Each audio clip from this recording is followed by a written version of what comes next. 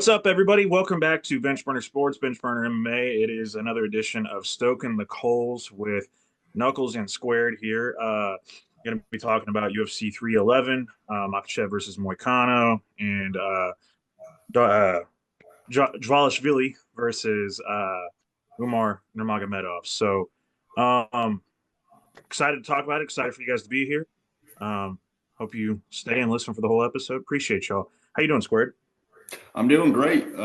Really enjoyed that card. That was a lot of fun, a lot of memorable moments.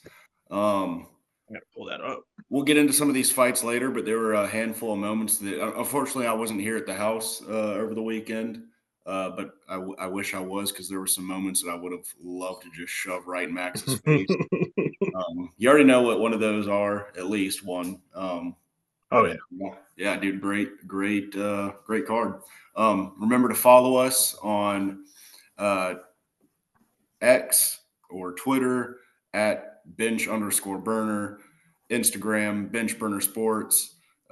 TikTok survived, so follow us there. Bench burner sports, Facebook bench burner sports, YouTube. We will not be making a fucking red note. We're not making a bench burner red note. Just not as of right now, until they Americanize that shit a little bit more where I can understand it. We ain't making a fucking red note. Sorry, go ahead, man. Oh no, that's all of them. Gave them all a shout Okay. out. If you're watching this right now, then you know our YouTube. Go ahead and like, subscribe, share to your friends and family, please, and thank you. We appreciate it. I was just pulling up the card here. Like we've been doing lately, we're going to start from the top and work our way down. Talk about, honestly, depends on how long we talk about each fight. We might go through most of them. We might go through just the main cards. Depends on what all we talk about. I mean, there's a lot of good moments on the card. I feel like every fight kind of has something to talk about outside of like one or two of them. Right. But yeah, so we'll start at the top. Islam Makhachev defeated Money Moicano, Hanato Moicano, by Darce choke in the first round. Yeah, man, he just every time he goes out there, he just I mean, what can you say? You know, Moicano was kind of feel like in over his head. I feel like, I was like, okay, well, the grappling could be even because Moicano's pretty solid on the ground, but shows once again why Sambo and that Dagestani camp is so dangerous. The way that he just cinched that Darce up like it was nothing. Also, considering Darce is not the easiest choke in the world to hit, and he's hit it in back-to-back fights, I'm just uber impressed. Honestly, I know that it was Moicano, but that performance tells me that I don't know how many people can even really compete with Islam. But also at the same time, Moicano was game. Loved him getting in there. We had that slip from Islam that got everybody fired up. We thought he knocked him down, so that was pretty cool. But overall, man, fun performance from Islam. Really excited to see what's next. I would hope that he would fight one more time at lightweight before moving up, but he's got the all-time lightweight defense record. So if the dude wants to move up, give it to him. I don't care if it's Bilal, Shavkat, Ian Gary, whoever. Have him fight whoever's the welterweight champion next. That's my opinion. What did you think of that fight, man? Yeah, on the fight itself, there's not a whole lot to say. It went kind of exactly how it should have gone with the circumstances of the fight. Shout out to Moicano. He did something that not a lot of people would do. At least I don't think they would. Fought as the 10th ranked lightweight, just went in on a day's notice and fought the number one pound for pound fighter. But like we said, went exactly how it was supposed to go. It kind of genuinely surprises me that the fight actually went 4 minutes. It doesn't feel like when I recall it, just going off memory, it feels like they kind of stood there in front of each other for a while, traded shots a little bit, nothing crazy. Islam slipped, then he got a takedown. Moicano got up, then got choked out. Mm-hmm. That was the fight. Playing it back in my head, it felt like there's no way that fight was any more than like 2 minutes. But almost made it to the second round. Shout out to Moicano for that. Almost made it to the second. So I hope they reward, and I imagine they would. I imagine they did financially, but I hope they reward Moicano for doing that with another good fight, maybe one that's a little more winnable for him. For Islam, yeah, I mean, on one hand, I really do want to see him versus Armin again, or him versus Armin too. I want to see them try to do that. I know that Dana said that that's not going to be the next fight for Armin. Um, that doesn't necessarily mean anything. And that being said, Islam could fight for the welterweight title next, and however that goes, if he's interested in, if he loses, then of course he comes back down to lightweight. If he wins at welterweight and decides, I still want to defend at lightweight, Armin's right there. Charles is right there. That's a rematch. It's really interesting, especially with what we've seen from Charles lately. His fight versus Chandler, he showed like really, really good fight IQ, which I don't think anyone thought that Charles was like a low IQ fighter, but that was never really what you thought of was like good like strategy. It was more like go out there and use my high skill level to win the fight. But he used high skill level, of course, and then good IQ to win it. So yeah, Islam's got a lot of options, and I look forward to it. And um, the fights at lightweight, it'll be interesting to see. Especially with rematches, people getting like a second shot at him, people that maybe have, I don't want to say have like figured any of his game out, but kind of people that have a feel for him, getting another go at it, and then him at welterweight, that would just be super interesting to see. So, yeah, that's my thoughts on that fight. All right, that's good. That's good. That's good stuff. And with Moicano, you mentioned a fight, an easy fight or not an easy fight, a favorable fight or a good fight for him. Obviously, anybody's been on X lately or Twitter, Moicano's been getting into it heavy with Patty Pimblett. Mm-hmm. And Patty's been obviously Patty's been yelling at him for like 2 years now. So I think with Patty's whole deal going down in that gym and Moicano saying what he's saying to him, like calling him a bitch and everything else like that. I think that's the next fight that's going to happen. I'd really like to see Moicano versus Dariush. I feel like that's the fight that still makes sense right now. But from money wise, Moicano versus Patty makes more sense. And Moicano selling it as such, I think a lot of it's just kind of him selling the fight, trying to get more money out of it. And I think that could be huge. Obviously, the London card's too soon, but maybe do it in Miami. That'd be fun. Yeah, If Moicano's not too banged up, or maybe because that Miami card will be like April or something like that. Do it March, April, May, something like that. I mean, I'd be game with it. March probably a little bit soon, but yeah, I'd like that fight.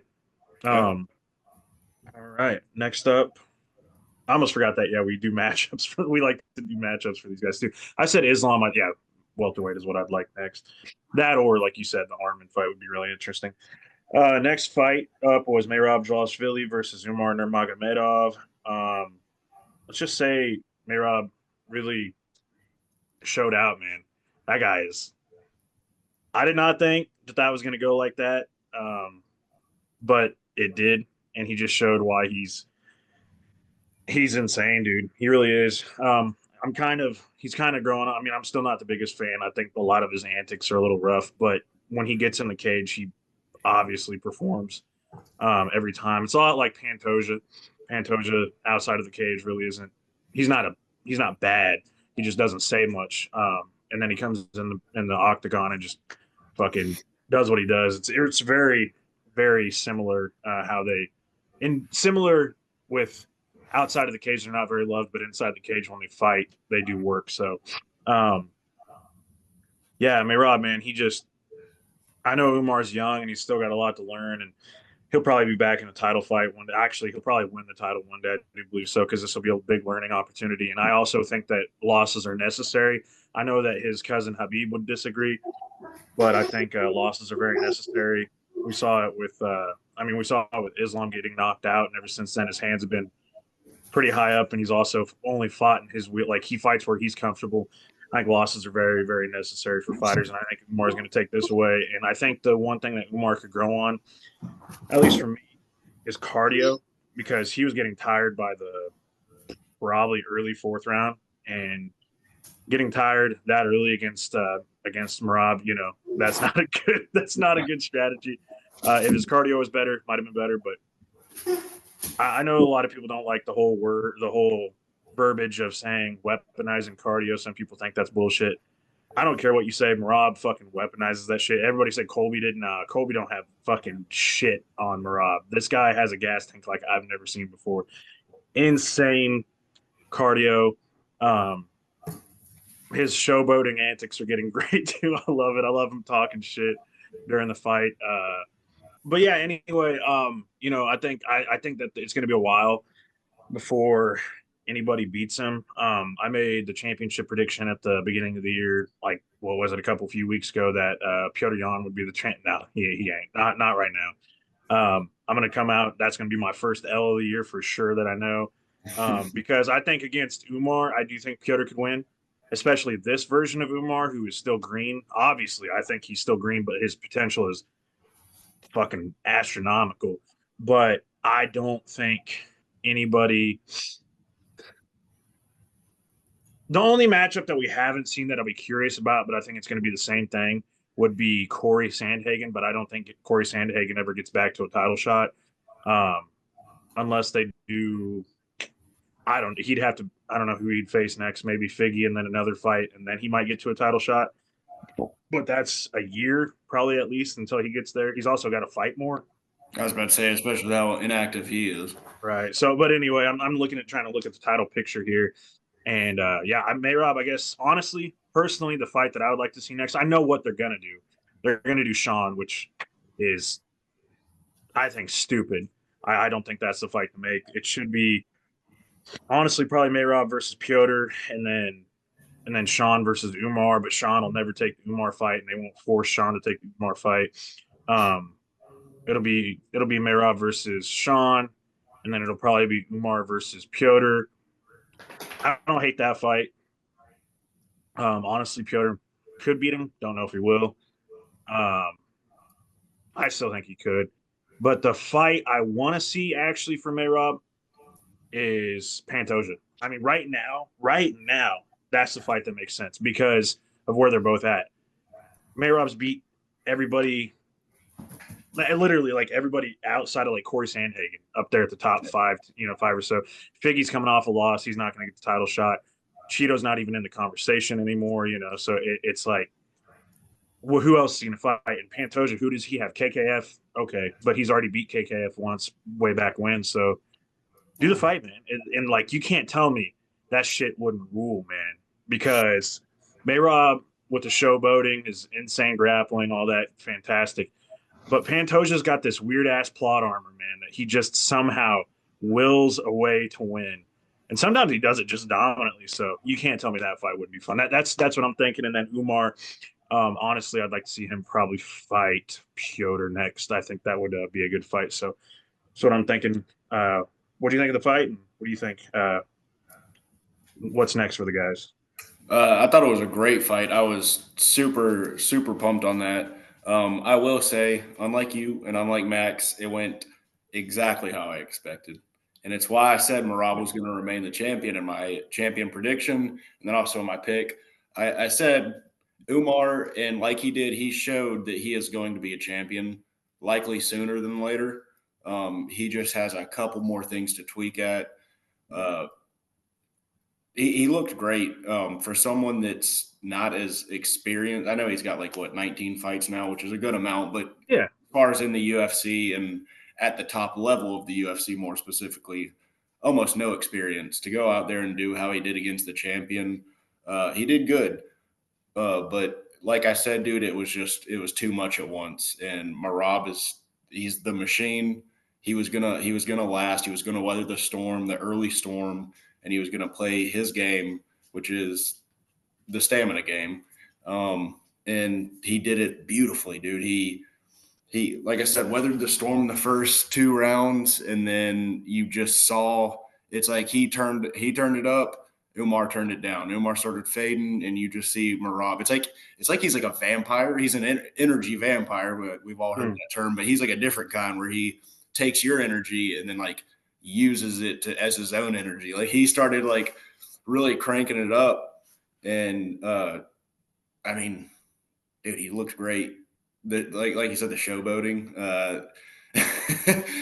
doing this to Khabib, he was Yeah. as Umar was like trying to pull him down. I think he did pull him down like a couple of seconds later, Yeah. shot right back up, and it was, I mean, dude, that was beautiful. Um, My I want to say, I want to interject with the showboating thing. I think my favorite showboating moment was Umar tries to take him down and like fucking goes head over ass or whatever, or ass over head or whatever, and Marab's pointing at him. oh yeah, I think Marab like ankle picked him or something, and he Yeah, well, and then like rolled back. immediately after, You yeah, just and then immediately with that. And then immediately after that, Umar tries to head kick him. He dodges it, does that, and then he fucking takes him down like it's not Man. effortless. And It, hey, 91 takedowns in the UFC, or is it 91 or 92 now? I think it's 92. He's two No, ahead of GSP, I yeah, believe. Yeah. broke the record, dude. That's insane. And it makes sense. The dude shoots a shit ton of takedowns. His takedown, I mean, I could be wrong. I'd be willing to bet his takedown accuracy isn't as good as maybe GSP's or No, it's not even close because yeah, after the Jose, he shot yeah, like 13 takedowns against Joe. yeah, He didn't even land one. Yeah, yeah. Because of that factor, I imagine his isn't even probably that high on the list. But probably like around 50, maybe 40, yeah, maybe. but it's pretty. I mean, that's just how he wins. Um, it's kind of on the contender because you can get two fights out of a guy like Marab. You can get the Jose fight where it's him just pinning the dude against the fence, not even taking him down, just pinning him against the fence, working just enough to keep the refs from breaking it up, and that sucks. That really sucks I to watch those fights. I still believe that it's the same way with Mario Bautista. And again, maybe it's just because I love Jose, but I feel like those type of fights you shouldn't reward. I don't know, man. Like the control and shit, I get it, but like Yeah, I scored that, and I know a lot of media members scored that for Jose even after the fact because he landed the only damage in the fight. But anyway, I digress. yeah, I hope he doesn't. I hope he doesn't do that. He really hasn't done it since the Jose fight. So not as bad. Yeah, yeah. I mean, and that's just how it is, and it is on the other guy to stop it, of course. But you either get a fight like that or you get a fight like Omar when a guy uh, really also is a competitive grappler themselves. Um, that can make for some really fun fights, and that's kind of why I would hate for Sean to be the next contender because it doesn't make any you sense. know, and I don't mean to take anything away from Sean because Sean does. I think if somebody has the recipe to beat Marab, which maybe a couple guys do, I think Sean's one of them. I think he can use his range and he can get that knockout. Uh, but if he doesn't, then it's going to be the same as the last fight. It's just not going to be fun. But that's going to be what it is. What I'd like to see, I agree with the Pantoja one. Um, and it's funny how he's kind of in the same. Well, no, he's not in the same boat as Islam, but he's.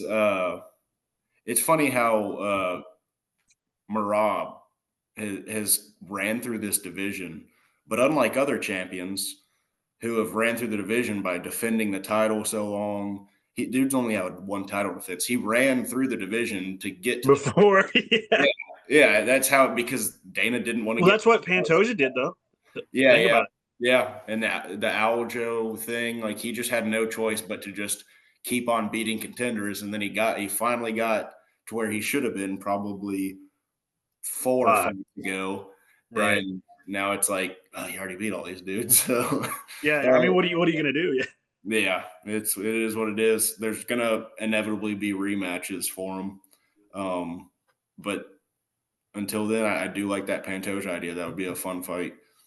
But yeah, him and Pantoja are in the same boat. Uh, dudes have just been whooping on their division since before they were even the king of it. So I mean, what are you gonna yeah, do?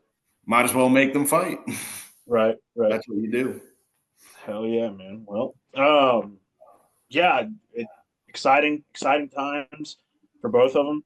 Super excited to see what's next. And excited to see Umar's future too. He can only get better, and he's already, for me, a pretty exciting bantamweight. So, but anyway, next up is a fight that I I'm not gonna lie. Like, don't get me wrong, the Umar and Mayrab, depending on what kind of fight you like, that was the fight of the night for a lot of people. This next fight was the fight of the night for me.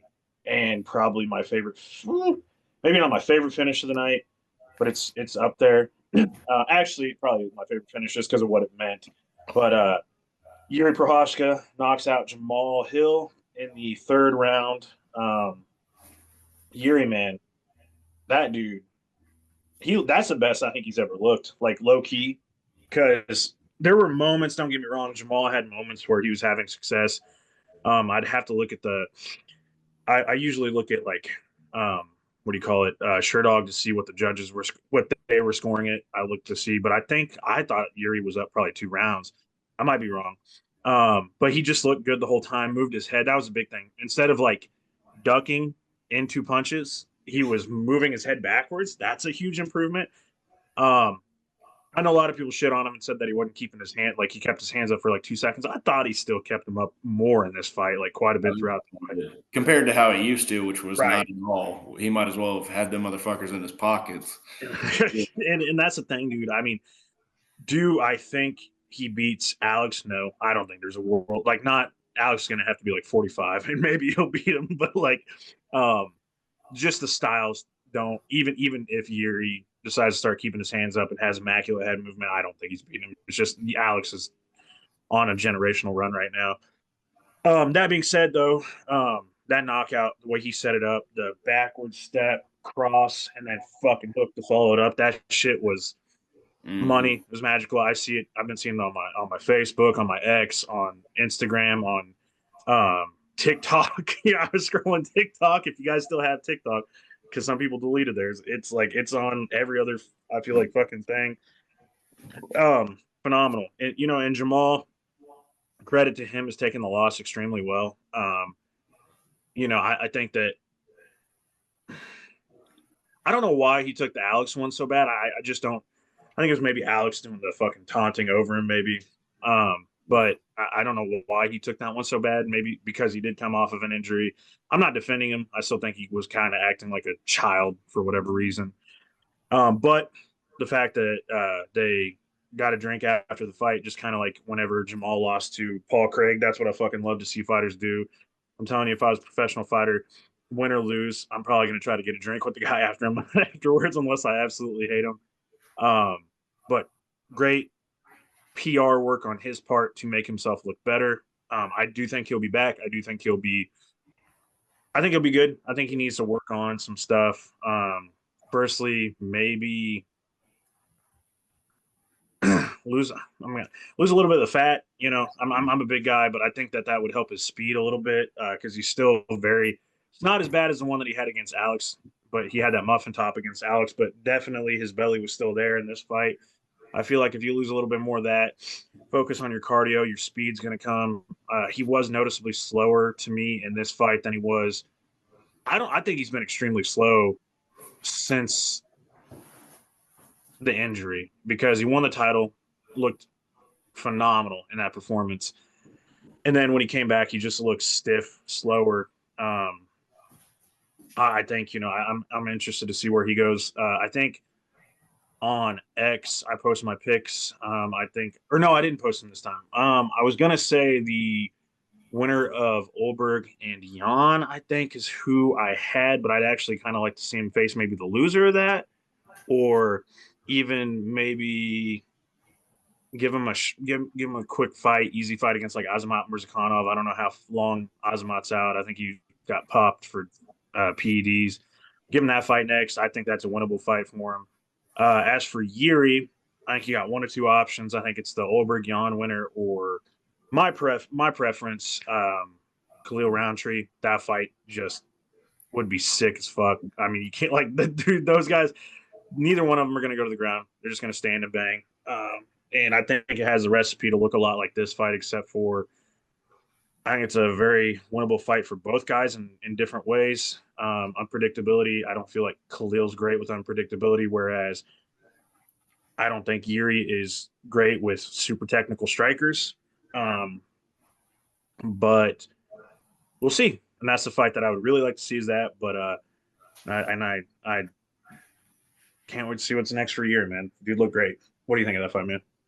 Dude, I think Yuri looked quite possibly the best we've seen him at least in a very long time. Obviously, those early UFC fights when he was getting kind of lesser. I don't want to say lesser opponents. That I'll sounds say Uzdemir and Reyes and all that. yeah, just guys that are a little back in the rankings. He obviously those fights he came out there and just shut lights out. In this one, he looked very technical. Um, Still pretty unorthodox, of course. It's Yuri Prohaska at the end of the day. Um, Harper, shut up. Sorry. You're good. But yeah, he it was how I predicted. I think Jamal was just not evasive enough. He couldn't get out of the way. That's kind of been his issue with poor footwork as well. I don't think that Jamal is like a slow guy or anything. He definitely does need to shed a couple pounds.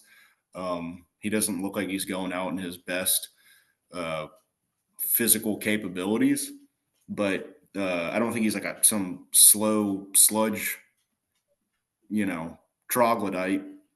I think he's just got bad footwork.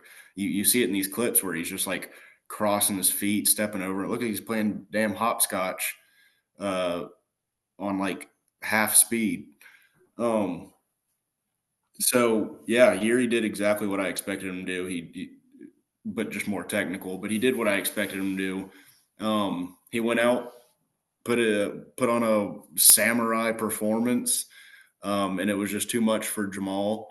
Uh, Going off your point, Jamal is handling this loss really well, and that's made me happy to see. Watching him take this loss in a good stride reminded me of why I was a fan of him before and why I was really happy when he won the title. Um, I was like, dude, watching that, I was like watching that video of him getting the beer, watching him, the dude that does the Yuri impersonation and has like that big thing on his head. Yeah. He was chatting it up with him, just being a good guy. I was like, dude, this is the Jamal that I miss. This is the Jamal that when he won that championship, I was like, let's fucking go. Um, and yeah, I don't know what that was. And three, because that's really all it was just the UFC 300, the fight versus Alex. He handled that super poorly. And I don't know if it was like the bright lights, like he knows that it was UFC 300 and it was the most people that are ever going to see him fight at one event, and maybe he just didn't like losing the way, especially the way he did lose. It was weird. I don't think he was right with like, oh, that wouldn't have happened if, dude, you threw a punch before Alex threw the punch that knocked you out. Like, you don't say like you weren't ready or something, and you were also the one who threw the illegal groin strike. But that's all in the past now because he took this L, and I hope to see him do really well going forward. As far as who's next, I really don't know. He could go a lot of directions. I think the UFC would be smart to give him a fight that that he can win. Definitely needs some time off, not only just to recover from that because he really got mollywopped throughout the fight. Not that it wasn't like a competitive fight, but he got dropped like twice. I think at least twice. Yeah. Unless you count him like kind of falling down after that second knockdown. Right. Um, So yeah, you could go a couple different options. I say just give him some time, let him recover, let him work on that footwork, get in better shape. A couple things he needs to fine tune, and then whatever the landscape of the division is, then book him against somebody. For Yuri, definitely Khalil. I think that makes a lot of sense. Both those dudes fought for the title last year. Um, it's just a really fun fight. It really doesn't need the backstory. Like, it doesn't matter what they're ranked. That's just a fun fight. Yeah. It also just makes a lot of sense from where they both are. So that's what I say is next for Yuri, and I hope the UFC agrees. The fight's already got momentum. Like, Yuri's talked about it. He's been asked about it. Has talked about it. So I think that's going to happen. And as I was saying, Khalil wouldn't say no. I think he'd be Yeah. down for it. Plus, yeah, I think honestly, I mean, I don't know how damaged Yuri is. I know Khalil probably still is recovering from. Well, I mean, his scars still weren't fully healed. The last time I saw him, they were still doing a little healing because he had to have That little surgery. that little X he gets on his Yeah, nose. I That think that's one That one's pre-existing. Like if you look at that one picture of him that a lot of his fans will have is like their profile picture where he's like looking at the camera like that and one eye swollen up. He's got Yeah. the exact same X opened Yeah. up on his nose. I think that's just like something that's going to happen every time he gets hit. Yeah, and well, shit, he went into that fight with that already. Like it was already. I think Right. he had. Yeah. I think he cut it during camp, and it wasn't fully healed when he went into the fight. Like I mean, it was mostly healed, but like it was still soft. Hmm. Um, so that made it 10 times worse. And then he's got that one above the eye now. When I saw it, and that's the one I think he had surgery on both things. Um, but anyway, the whole point is, I think I'd like to. That's another one you could fucking throw in Miami, and that Yeah. would be totally cool. I'm sure they're gonna have a. They're going on the first. Are they going to Abu Dhabi or Saudi Arabia? February 1st. Yeah, is that Saudi Arabia? I think so. I think So Saudi. they'll have either a Saudi or Abu Dhabi pay per view. They've been trying to like do one at the beginning of the year and the end of the year now. I think something like that. I don't know. They're fucking. It seems like the three places they go at least once every. Well, there's like five places they go once a year because you got MSG New York, or you got MSG T-Mobile like multiple times. Miami is a yearly thing. Salt Lake City's a yearly thing, which I don't fucking understand that. Yeah, it's a Uh, weird. I think they pay them well. I think that's the one reason. It's a And weird then one, especially considering the first one was 278, if I'm not mistaken, or like the was that first. Usman and Edwards, right? Yeah. Yeah, and which was a crazy fight just because of how it ended. But if you don't remember, dude, that card sucked. Everyone was Yeah. getting gassed out immediately. Yeah, because Costa and Rockhold, is that Costa and Rockhold, right? They Yeah, were like yeah, yeah, yeah. dog shit tired. Yeah. Yeah. They both were dying by the end of the Yeah. fight, like fucking breathing Which kind of heavy. made for a fun fight, but in other That was the fights, best fight. That was the unfortunately, best fight on the yeah, card. with other But fights, it didn't work out very well. yeah, man, I don't. And then there was a lot like they go somewhere in Southern California, Anaheim or Los Angeles, which we've already Right. got that out of the way. Don't need to do. And also, Dana also says a lot of time they were. Did you know they were supposed to go to Anaheim? Phew, they were supposed to go to Anaheim 3 times last year, and they went once, I believe, for a fight night. Yeah. So yeah, so that's what it. That's what. And no, Anaheim was a pay-per-view last year. That's right. That's right. So, It was but it yeah, was because that was the one where Volt got knocked out. Yeah. yeah, Um, oh yeah, yeah, yeah, yeah. Don't Strickland watch this. Strickland Don't didn't watch this, Max. My animal. bad. My bad. My bad for bringing up memories. But no. So, and they were supposed to go 2 more times last year, and they never did. And that's what MMA Fighting reported, and that's what like MMA Junkie reported. This was a reported thing that supposedly. Sorry, I don't know why I'm yawning so bad. That they had in place that Anaheim was supposed to be gone to twice. That arena, whatever, never happened. I think that's fucking dead in the water. So Chicago this year, I'd love to see a fight card. Anyway, I'm getting distracted from what I'm saying, but yeah, maybe put Yuri and Khalil in like if they were to go back to California. I think that isn't that where Khalil's from. I don't remember. I think he's from like LA. That would be cool, or Las Vegas, one of the two. Put him obviously. I don't think Yuri will be ready for March because he got banged up a little bit. Do like maybe June, maybe May. That'd be fun. Um, And the whole reason that, like, I agree with you, that should be the fight. The only reason I teased Olberg and Jan because I could see them going that way, but Hmm. I think Olberg is going to win against Jan because Jan's just too old, and I think that Olberg is going to get the winner of Alex and Ankalaev. Which, spoiler alert, I think that Alex is going to win that fight, unless Alex decides to go up to heavyweight and fight Tom or something like I fucking want. We'll see if that happens. But damn good fight. Before we go on to the next fight, I do want to say this also. Yuri absolutely had the story of the weekend. How that Ashley, I think was her name, the girl with Yeah, cancer from Reddit. The way all that played out, him shaving his head, donating the money, and then putting on the comeback. Not comeback as in like he came back from losing the fight, but coming back from previous L's over the last year. Man, dude, that yeah, was cinema. That was cinema. I love it, dude. I mean, it was redemption, and I mean, you can see that his pop is bigger than ever. Like he popped like Mhm. big with the crowd, with people on X. I know Instagram's going crazy too. I don't check it as much as I do X, but TikTok is going fucking nuts with Yuri edits. Like I'm like every other video because my shit's procured to be like mostly fighter edits and shit, and it's like every other fighter edit is either Yuri or Islam.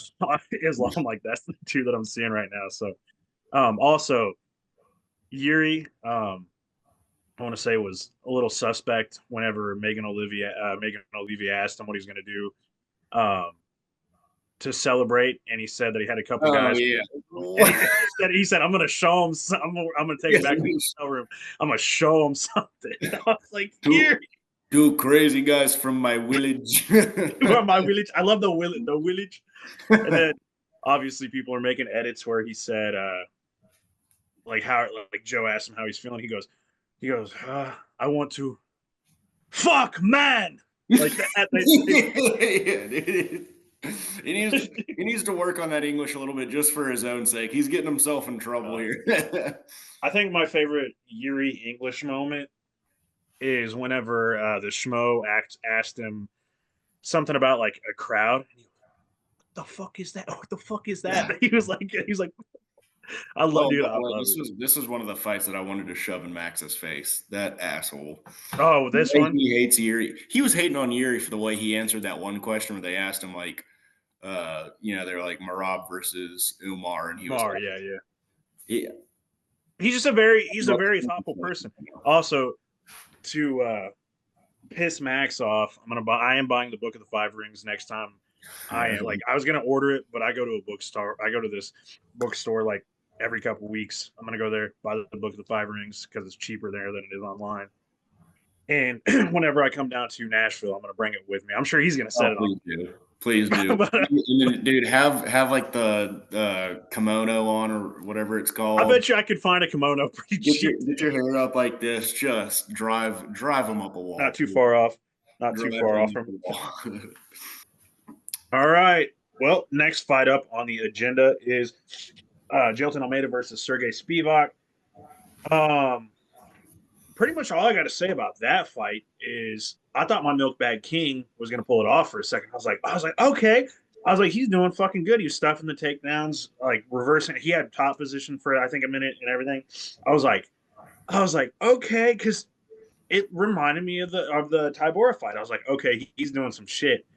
And then he gets punched once, and it's just all over, man. And it makes me sad. I think that if he had a chin, he could go very, very far in this division. He just doesn't have a chin. I mean, it's very obvious. Anytime he's ever been hit, he fucking crumbles. I mean, he got hit by Cyril. Crumble just gave. Actually, in the Cyril fight, he didn't even like. I don't even know how to put it. He just gave up. Like he once he got touched like once or twice, and also couldn't get him down. He just gave up and got. And that's the same way here.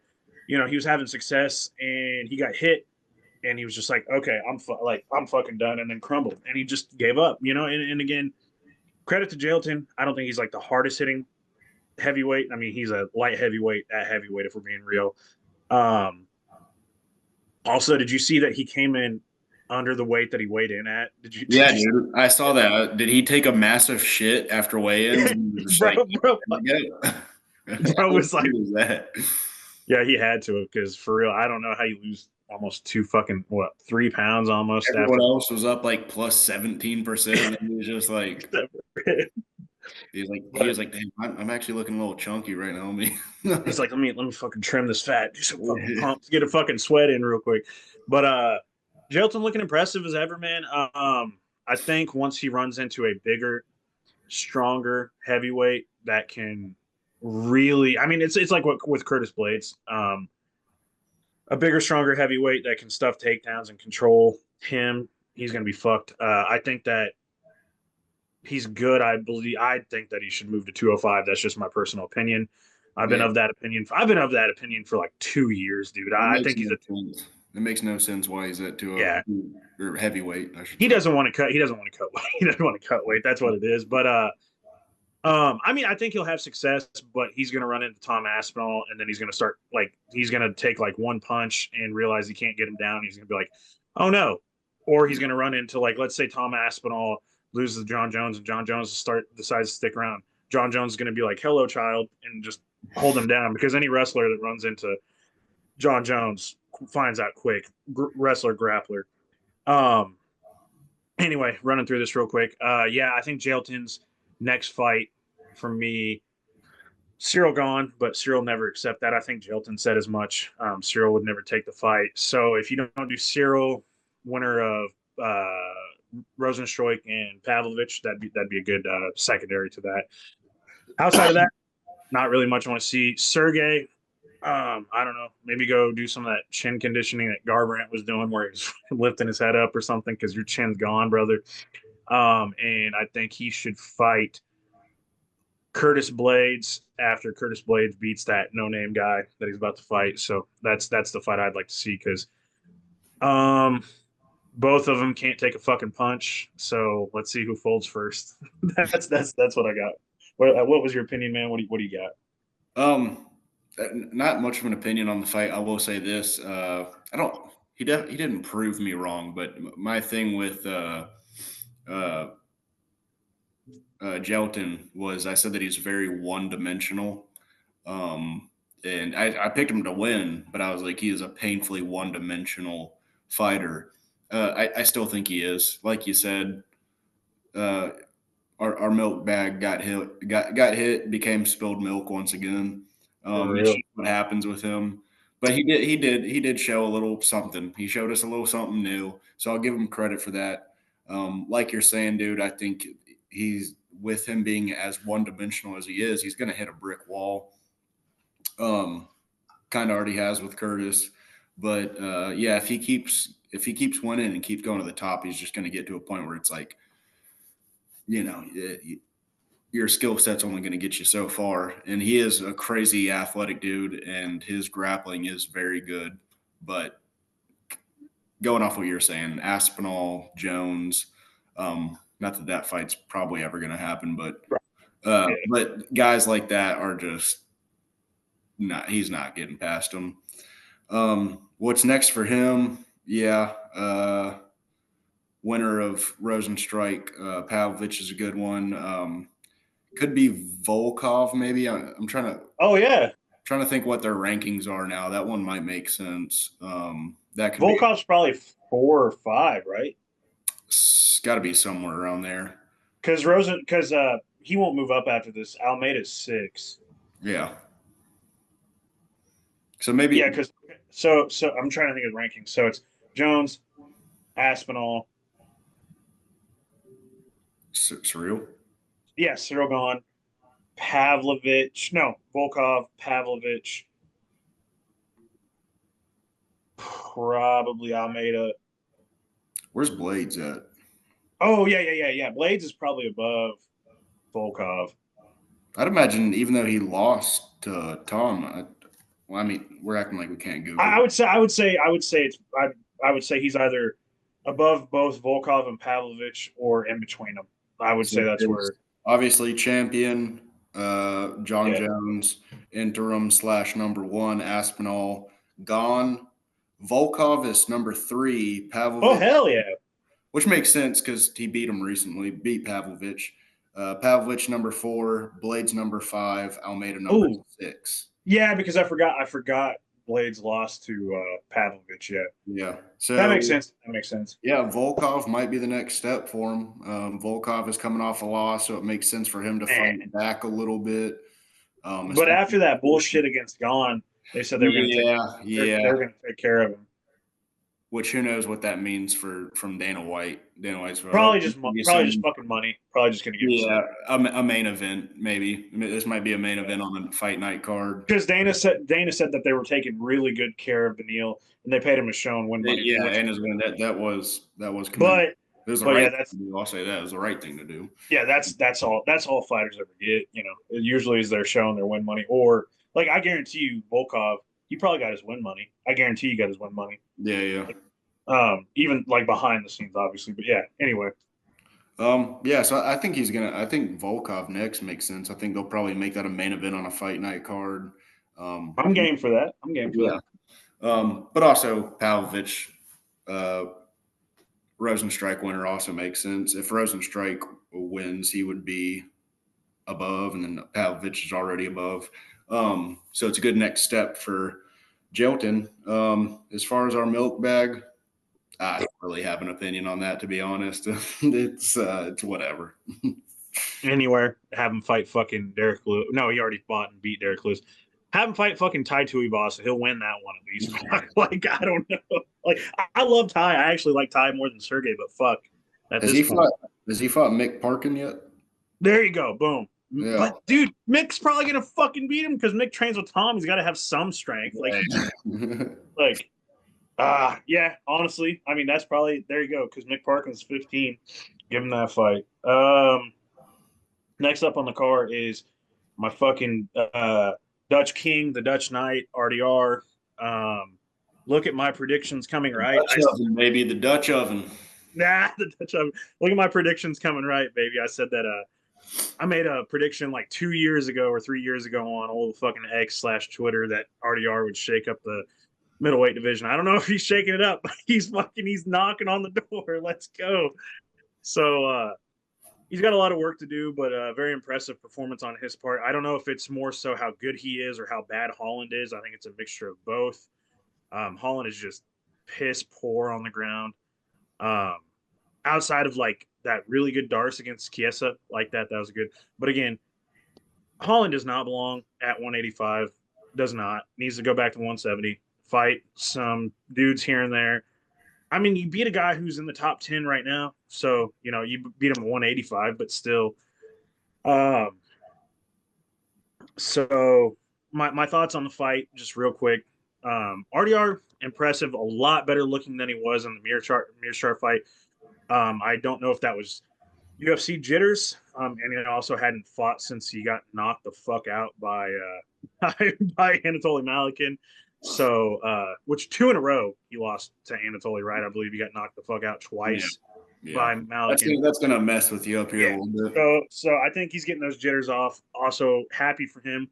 He got to fight in New York City and LA back to back. That's like not very many fighters get to do that. That's pretty sick.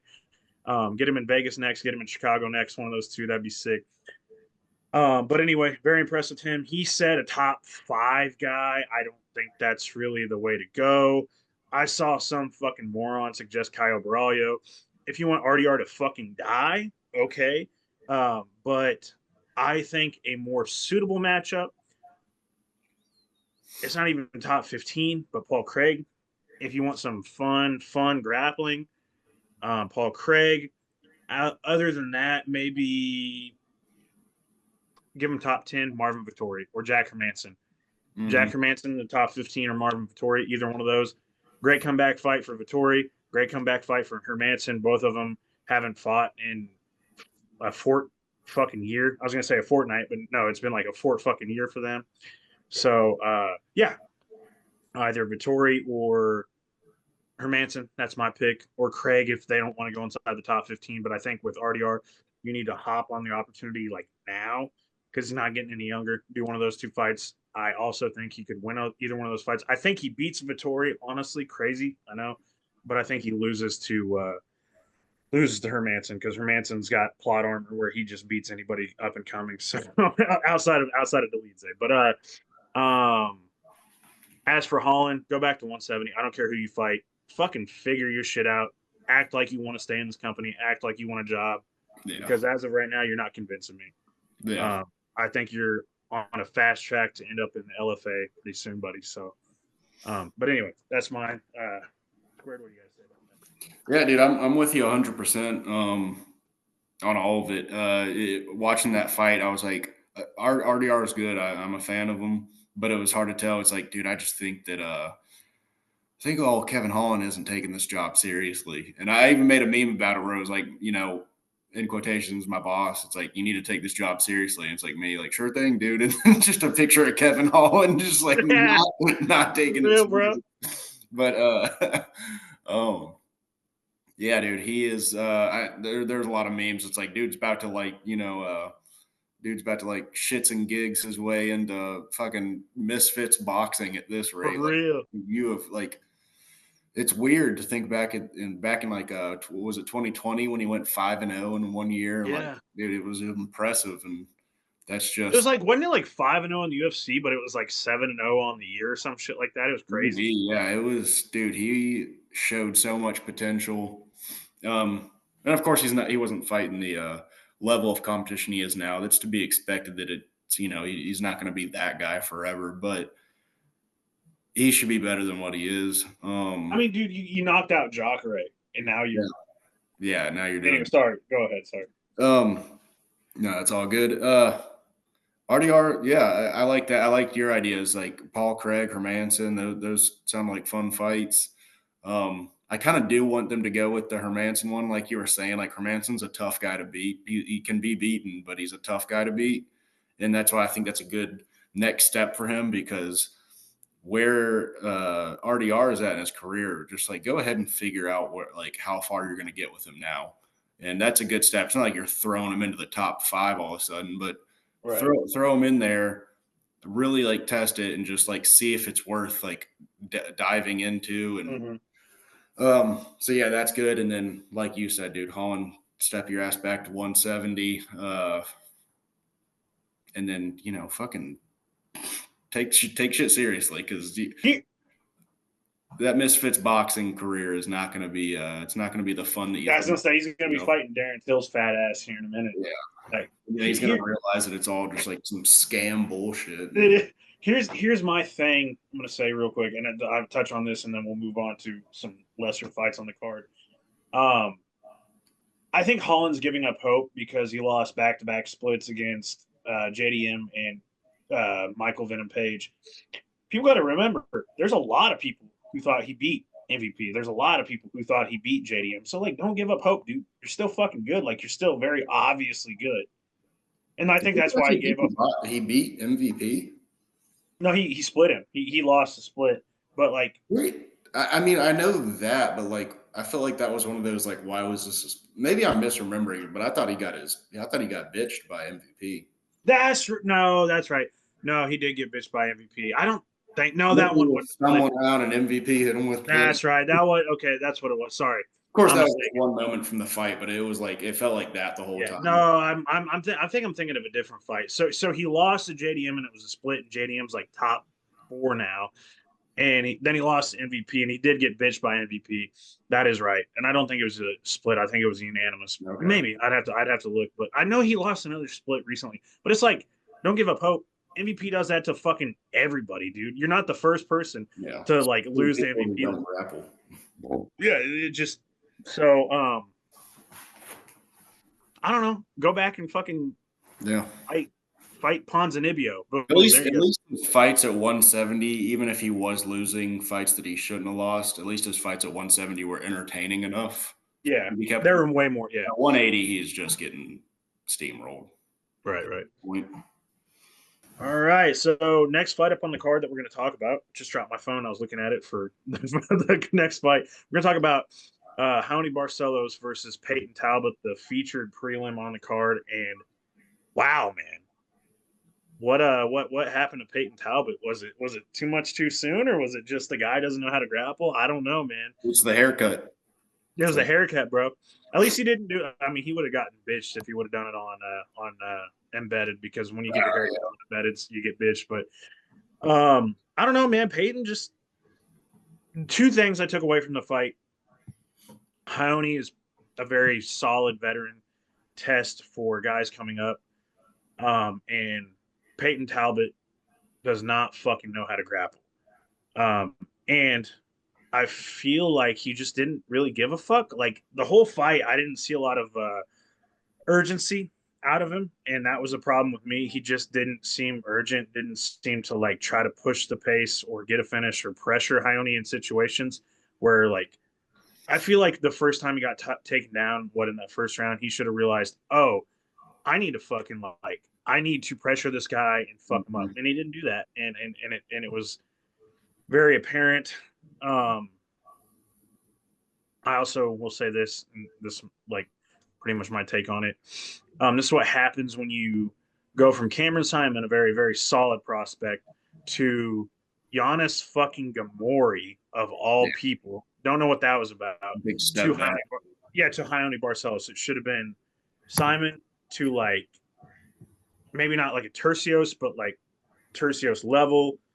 and then Ione, because I believe because somebody that can grapple but isn't like fucking dominant. I don't know who, just because Ione's not necessarily like the world's greatest grappler. So I don't know, man.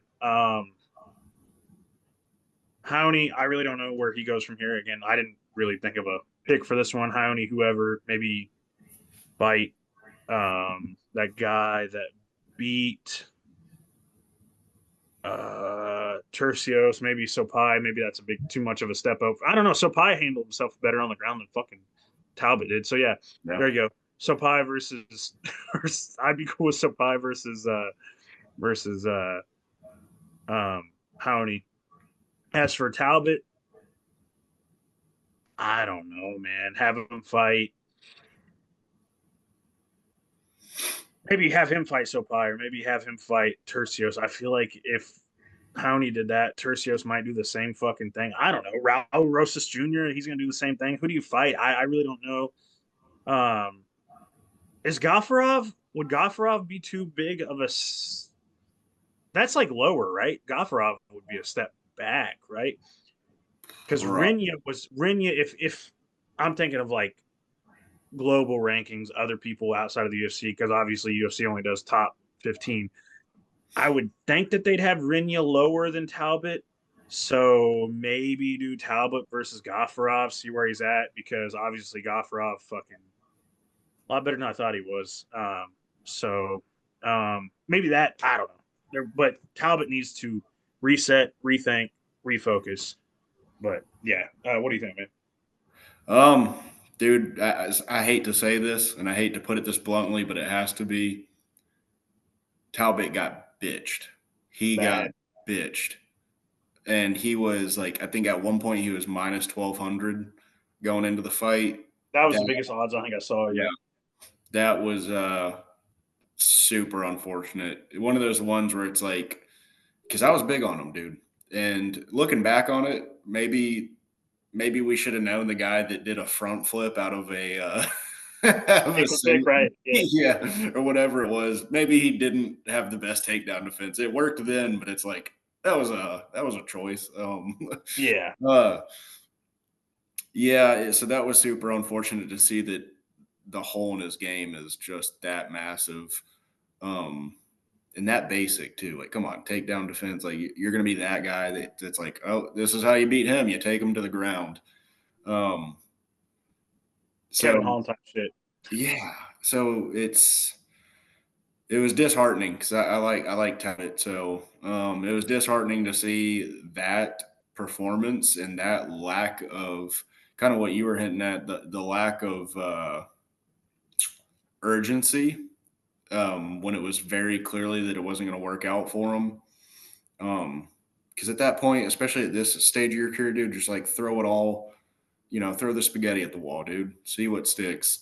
Mm-hmm. However that saying goes. No, I Um, think that's exactly what it is. Yeah. just start going bananas. He just kind of kept letting it happen, stayed in that lackadaisical state. Then it makes you wonder, like, was something wrong? He hasn't said that I'm aware of that there was like an injury of any sorts. And honestly, if even if there was an injury, I'm glad he hasn't said that because it'd be like, all right, of course. I don't think he's the type of guy that would say that though. Right, Like right, yeah, right. Um, but yeah, that was just a disheartening performance.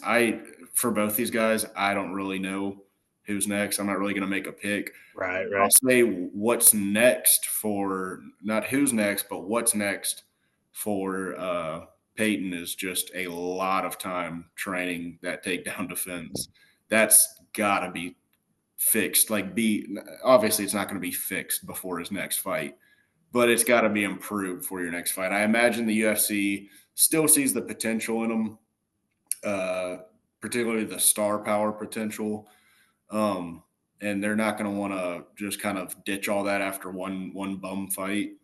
So give him a guy that's a striker that if that person does, which would probably be whoever that potential opponent's may be, their best course of action would probably be to try to grapple him. So give him Mhm. somebody that's not going to do a good job at that. Let him get his groove back, and meanwhile work on that defense because good Lord knows he needs it. And that's all Oh, bad. about that fight. So I was looking up where he was fighting out of because I was curious. So he's fighting out of Reno. He was born in Las Vegas. Fighting out of a Oh, strip club, from my understanding. yeah, brother, you're 26. There's one place to go if you want to learn how to defend takedowns. There's one gym to go to in Nevada, and I will shout this gym out until the day I die. He's got to sign up, right? Extreme Couture. That's the only way. That's the only place to go, brother. I mean, like obviously, Extreme Couture is gone. Maybe not away from grappling, but they have gone away from the days of like Randy Couture dominant grappling. But you still got Nick Sick, arguably top three coach in the game, in my opinion. Some people may think differently because they feel a certain way about Chris Curtis or fucking Sean Strickland. Fuck you if you think that. I will say Just this, dude: if Peyton does join Extreme, try to make sure you go in when Sean's not there, because that dude is going to eat you alive. low key. I don't know if you've ever You paint seen your Peyton. nails and get on a stripper pole. No, I don't know if you've ever seen Peyton Talbot's YouTube videos. I feel like Peyton would just fucking laugh at him. Like I'm not kidding, dude. He's He's a like fan of Sam Peyton's the Hyde. He's got unbothered to king, have tough huh? skin. He's a Dude, fan of Sam Hyde. He's got to have some tough skin. oh, dude, yeah, dude, Peyton does not give a. He's what Gen Z or whatever. I mean, he's whatever generation you are. Dude, Zoomers, baby. he does not fucking give a fuck about nothing. So I think Sean could say what he wanted to, and Peyton would probably laugh at him, and that would be True. it. True. But for real, dude, I will shout this. Anybody in the Los Angeles to Vegas to Reno area, because they're all like within like an hour of each other, hour or 2 hours. Go to fucking Extreme Couture, man. If you're not gonna go to Extreme Couture, if you're in Los Angeles and you're not gonna go to Extreme Couture, go up the fucking coast and go to AKA. Go to a good gym, man. There's so many good ones available. Unless you're like I don't know, if you're in a small area like Cleveland, go to um, whatever one, the one that Stipe's at. Like that's a small gym, but like if you are in the bigger areas, Florida, Las Vegas, Los Angeles, um, even the Seattle area, go to fucking Pancration. Go to a bigger gym. Spend the fucking money. Go to a bigger gym. It is worth it. Yeah. I know everybody's like scared of bigger gyms. I think everybody's so fucking scared of bigger gyms because they're like, oh, I'm just another body. No, these people fucking care about you. They want you to succeed. That's why American Top Team is arguably the best gym in the fucking nation because they pump out people like Poirier, Moicano, Gamrot. I could fucking there's like a million people coming out of ATT, like or AKA. I mean, you got Javier Mendez, probably the best head coach in the game, arguably. Um, anyway, I could go on forever. Spend the money, do it. I'm not a MMA coach, but I've seen this shit enough. You got to go to a decent gym. You have to.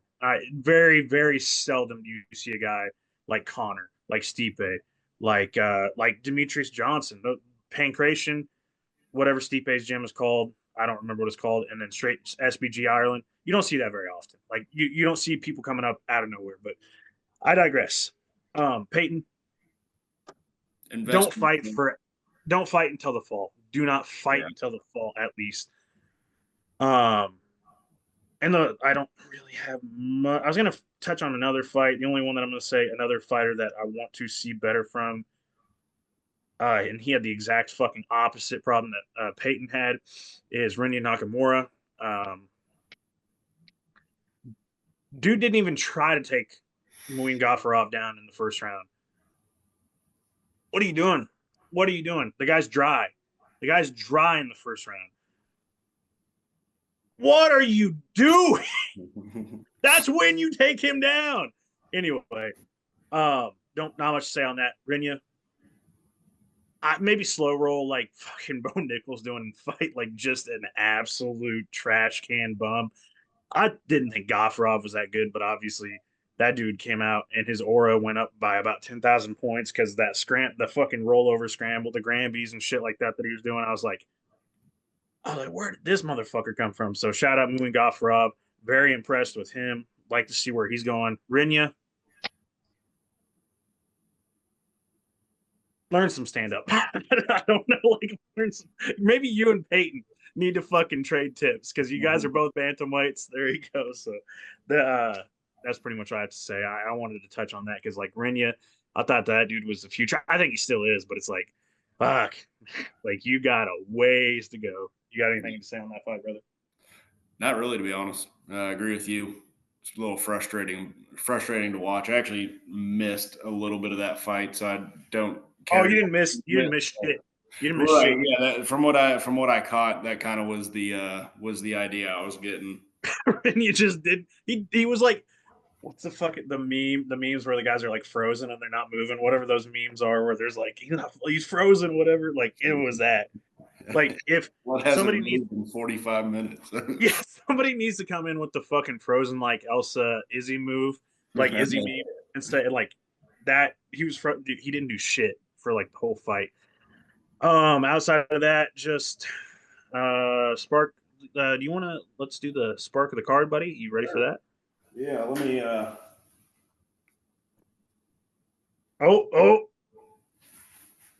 get it going. Oh, wrong one. For everybody watching or listening on our audio versions, we are lighting up the backdrop of Squared's backdrop, the spark of the card, the fire sign going on. Hell yeah.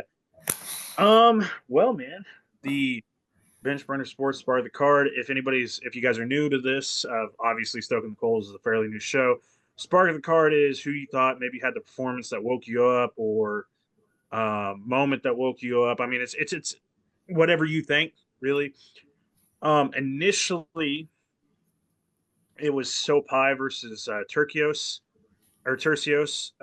but I kind of got lulled back to sleep over the next like 3 or 4 fights, and then the fight that woke me up and my spark of the card is Azamat Bakoyev and what he did to Zach Reese. Because I was like, I was like, what? Like, Those are some really good illegal shots to the back of the head. yeah, like, yeah, like, well, because I remember watching it and I was like, oh, like in my mind, I was like, oh, it's gonna be another. Because I'm big on Zach Reese, I was like, oh, this is another Zach Reese fucking show out. Like Zach Reese is gonna come knock this dude out like crazy, and then next thing you know, I see Bakoyev, whoa, fucking nailing him, and he's just laid out like a dead body, and I'm like, oh, and that woke me up. And the rest of the card was, it was exciting. Obviously, Barcelos and Talbot wasn't phenomenal, but like that was the one that pumped me up. Like you said, a lot of those shots were pretty fucking illegal. Things that put them out. Yeah, yeah. That's what happens. That's what happens when you hit people in the back of the head. Speaking of that, squared People shit on what Chandler did to Charles. At least those ones landed on the ear. Those ones were like direct, all 4 knuckles, just right to the stem. It was like they were bad. They were bad. But I mean, I'll tell you what, it was awful. But for some like that, like I was like, oh shit, seeing a fucking when you're an MMA fan, seeing a dead body laid out across the floor, you're like afterwards, and they were like, "Where are you right now?" They were asking Reese, like, "Where are you right now?" And he was like, "Fucking LA." It's just like LA. He was mad at Los Angeles or something. He's like, "Fucking LA." That's right. He was also, I think, a curse of the haircut gang. Yeah, and we're gonna make that a new fucking thing, man. I'm don't bringing be that in. shaving those heads, boys. I'm bringing that in, dude. Hey, His what happened mullet, when Samson cut his hair? yeah.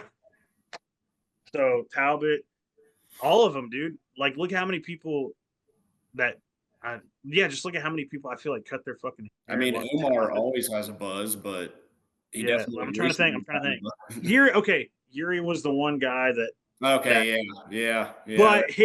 But I feel like the big fight one god. too, because his hair is kind of monumental. But I feel like the fight gods were looking after him and were like, yeah, because they saw the reason. Hair. He sacrificed his hair for a worthy cause. Yes. That's the So difference. I'm just gonna do a quick run through of RDR changed his hairstyle, but he survived. Talbot cut his hair, Reese cut his hair. CDF braided it like he always does. Rinya, Tercio. So we got two hair curses. We got 2 hair curses on this card, but yeah, don't cut your hair, motherfuckers. Don't do it. Just keep it going. That's why mine's still a fucking mop. I'm keeping it going, keeping it going.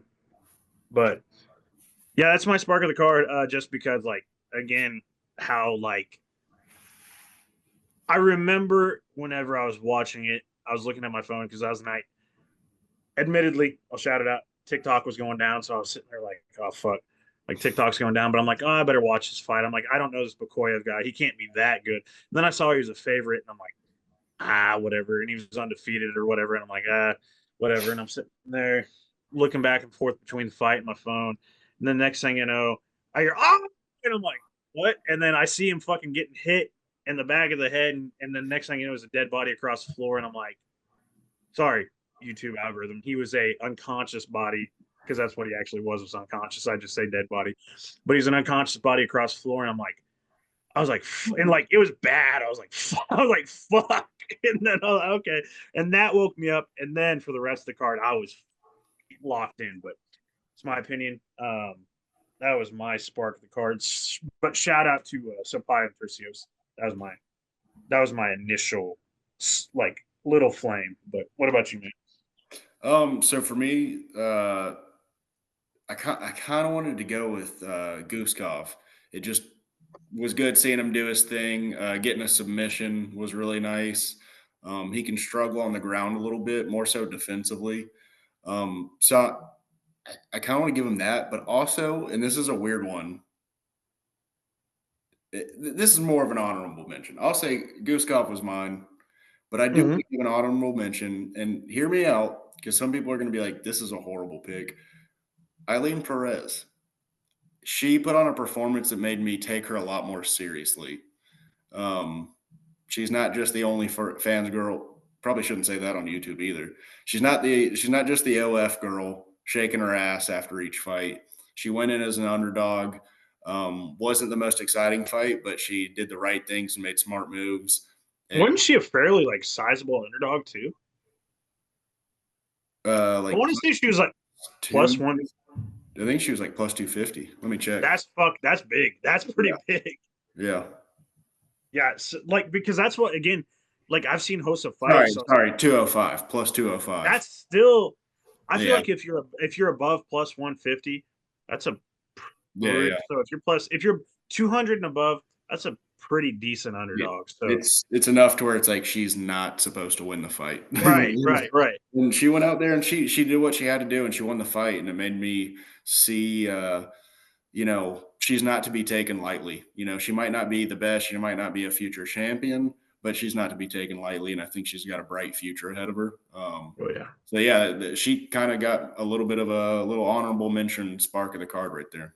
Fuck yeah, dude. I like that. I like that. That's a good pick. I liked your Guskov pick, especially. No, I'm not gonna skip over the press one. That one was phenomenal because again, I picked Hosta to win, and I thought it was gonna be a pretty comfortable jab fest type decision. And then Right. Press said, fuck you, and was like it's like, nope, here you go. Yeah, she's dangerous in that division, especially with how shallow it is. I could see her cracking low key. She continues to improve. Top five, maybe one day. I don't think she'll ever win the championship, but top five.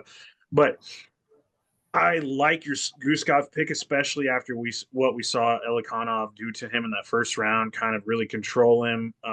Guskov looked lost for a lot of the time. I think there was a couple of submission attempts by Billy that had Guskov in trouble a few times. And then when Guskov fucking came back around and subbed him, I was like, Yeah. what? I was like, what? I was like, huh? So yeah, dude. Yeah. Because that was whenever I think that was the fight that really got my attention. That's a good pick because Yeah. that was one that got my attention where I was like, because I was worrying about the whole TikTok ban bullshit, which I shouldn't. I'm 31, shouldn't be worrying about fucking stupid shit like that. And I turn around, I'm looking at Guskov doing what he's doing. I'm like, oh fuck. I thought Guskov was in lose. I was like, oh shit. Yeah. And then he turned it around, man. So Shout out to NoHo Hank. You watched oh shit, what's it called? Barry? You watching uh, Barry yet? I've watched like 4 episodes. Yeah, I need you to gotta fucking keep that. There's a character I do. named NoHo Hank that's No, I know, Hank. He's funny as shit. And you're not actually funny. Funny thing that you mentioned that. My number one enemy, even though he doesn't know I exist, Jed Mashu also calls Bogdan Guskov Noho Hank. He called him that too. So oh hell yeah. shout You out, got that shout from me. I was the first person. Literally, I think it was like UFC debut, and I was like, no. out. He probably saw your fucking tweet. He was like, oh, I steal that shit. also gonna say this. I'm Probably not, but I'm pretty sure I was the first person to ever say that Jamal Hill looked like Juice World. Probably the first person Holy to tweet about shit! it at least. And then I was like, man, maybe I'm wrong. Maybe he doesn't. It was specifically these like two pictures where I was like, there's a little Juice Oh, he World does. influence. He does. And then I'm somebody sick of asked him about it over the weekend, and I was like, I felt vindicated. I'm not gonna say that I brought the idea up. Somebody would have, even if I did, somebody would have noticed it eventually. But I felt vindicated when I saw that other people were like, "Hey, you look like Juice World," and I was like, "Okay, cool." I have my opinion. I can't say it. No, can you say that? Can I don't know if I can say it. What Umar looks like? No, because no. Never mind. Never mind. I'm not gonna say it. I'm not gonna say it because if I'm questioning if I can say it, then I definitely can't say it.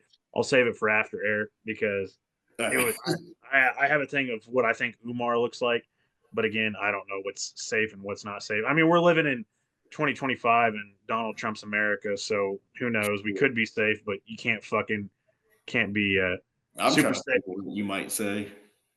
Um, I'm just gonna save it. I can't fucking say it. I don't think it's that bad. I really don't think it's bad, but I don't want to risk it because after Elon pulling what he did, who fucking knows what's safe and what's not. So, Hey, um, my heart goes out. no, don't do it. Don't do it. My heart. What was he thinking? Dumbass. But I'm gonna start hitting people like, "Hey, man, love you. my heart My goes heart out to goes you. out to you," and just watch them just be like, "What?"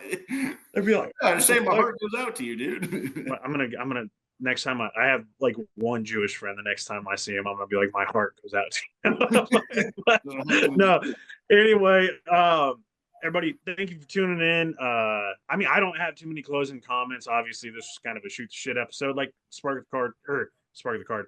Stoking the Coals kind of is. It's just what we do. This is going to be I believe, the only episode we have coming out this week because there's not a UFC card this weekend, so don't have much to talk about. I unfortunately will miss the next UFC card, but I will be doing a breakdown for it for you guys. I got to work that Saturday, so and it's a daytime card. The one daytime card we have, I got to work, so it is what it is. But make sacrifice for this shit. But yeah, I think overall, let me give a score for the card. I think we did this last time. I don't know if we did, but I want to give a score for the card out of 10 performance wise overall, and also I go off the old Dave Portnoy pizza ranking scale, so I'm pretty fucking brutal with how I score. I'm pretty brutal too, so I'm gonna give it a 7-2.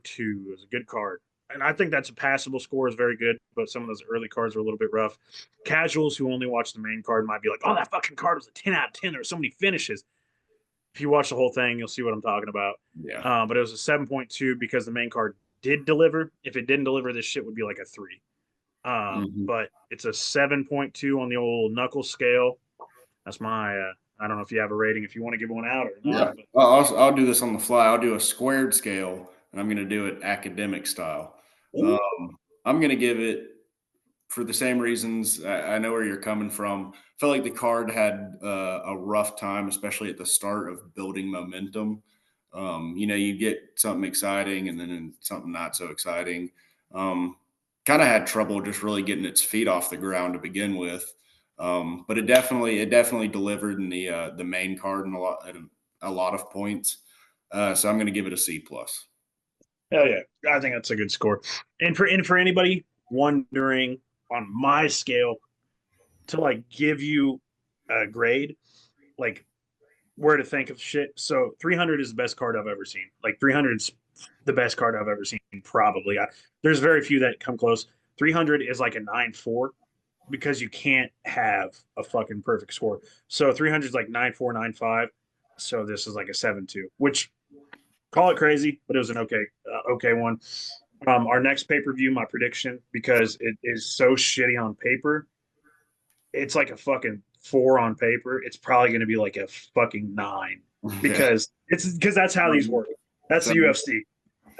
Like that's what. But anyway, um, close this shit out real quick. Thank you guys for tuning in. Appreciate you guys. We love doing the Spark of the Card shit. We'll probably do a live, maybe, or a breakdown, maybe recorded breakdown next week. Excuse us. So we appreciate you guys tuning into this. Wherever you're listening, appreciate it. Squared, of course, will do his tagging of the socials like we always do. But yeah, mainly I just want to say thank you guys. Start to the new year. We're doing really good. Got big things coming in the future. Gonna just keep pushing forward. We like doing this. We appreciate you guys listening to a couple just random few dudes who like to talk about fighting, you know. So and if you guys could give us a like, subscribe, maybe hit that bell icon on YouTube. I think Spotify, all that has the same options. You can choose to get updated. It really helps us, and it helps you by letting you know when you can hear our beautiful voices again. So appreciate you guys, and thank you guys so much for tuning in. Squared, what do you got to say, man? Yeah. Stoking the Coals is always great. I always look forward to it. It's fun to do one of these, more so than anything, just without Max, bogging us down with his bullshit. Uh, I hope he can hear me right now. But You motherfucker! no, I just always enjoy these. It's fun to kind of look back at them. We're always doing like predictions and stuff, but it's fun to just be like, how about that? How about what we just witnessed? So fun as usual. Look forward to the next one. Look forward to the live next week.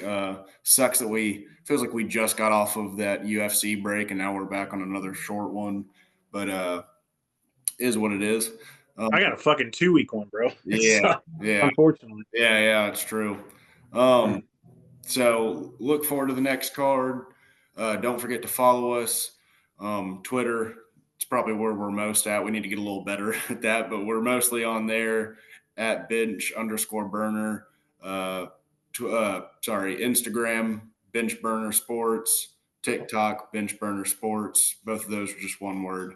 Facebook, bench burner sports, 3 words. Is there anything else? We're on a shit ton of different podcasting Yeah, platforms. pretty much any podcasting platforms that I had never heard of. So I'm just going to Yeah. assume we're on every single one of them. Yeah. Yeah. Also, follow our MySpace, our Tumblr account. yeah. Do imagine. Speaking of format, I don't know how this is going to work in the future for anybody watching, whatever. Our live formats might change, and also our recorded formats might change. I don't know what it's going to look like. We're still going to have the same editor, so it should be pretty similar, but we are changing formats potentially on where we record. And when I say potentially, we're fucking going to, because I'm going to force Max to do it. If it's by chokehold or whatever I got to do, I'm going to force him to do it. But yeah, more than likely here pretty soon we're going to change formats. So how we look, how we sound, how the layout is going to be a lot different. So yeah, shout that out. Changes are coming. Also, potentially, this is a very, very light potentially because we've been working on this shit since we started. But stay tuned. Might have some merch out. Working on some things. Gonna talk to Square about that later. But stay tuned. We've been working on it. Appreciate you guys. But yeah, appreciate you guys. This is Bench Burner Sports, Bench Burner MMA out. I'm Knuckles, that's Squared. Peace.